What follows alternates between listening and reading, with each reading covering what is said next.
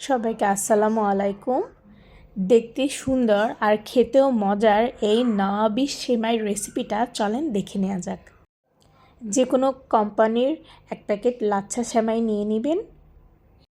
এরপর সেমাইটাকে ঘিতে লাল লাল করে ভেজে নিতে হবে। একটা প্যান নিয়ে তাতে দিয়ে দিলাম ঘি আর সেমাইটাকে আরও টেস্টি করার জন্য দিয়ে দিব মিল্ক পাউডার আর চিনি। মিল্ক পাউডার বা চিনি আপনারা চাইলে আরও বেশিও ব্যবহার করতে পারেন, কোনো সমস্যা নেই। আমি অনেক বেশি মিষ্টি করব না, সেই জন্য কিছুটা কম দিলাম। নেড়ে চেড়ে লাল লাল করে সেমাইটা ভেজে নিলাম।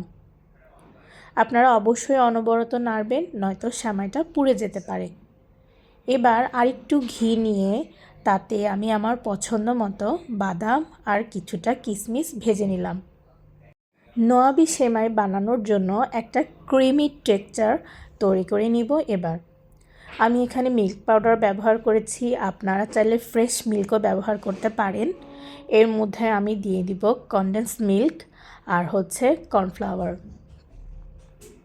ও আচ্ছা, সুন্দর একটা স্মেলের জন্য আমি কিছুটা ঘিও দিয়ে নিয়েছি। সবগুলো ভালো করে মিশিয়ে এরপর আমি চুলার জালটা দিয়ে দিব। দুধের এই মিশ্রণটা অনবরত নাড়তে হবে, নাড়তে নাড়তে এটাকে ঘন করে নিতে হবে। আপনাদের যদি মনে হয় আর একটু মিষ্টি দরকার তাহলে আপনারা চিনি দিয়ে নিতে পারেন। আমি যেই কনডেন্স মিল্কটা দিয়েছি তাতেই আমার চিনিটা ব্যালেন্স হয়ে গিয়েছে।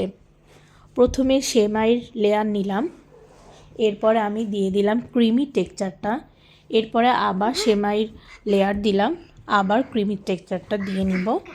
আমি এই খাবারটা একজনকে পাঠাবো, সেই জন্য আমি এটাকে ভেঙে আপনাদেরকে লেয়ারটা দেখাতে পারলাম না। অন্য কোনো সময় অবশ্যই আমি আপনাদেরকে লেয়ারটা দেখাবো যে এটা দেখতে কতটা সুন্দর হয়। বাস এই তো হয়ে গেল আমাদের মজাদার নওয়াবি সেমাই।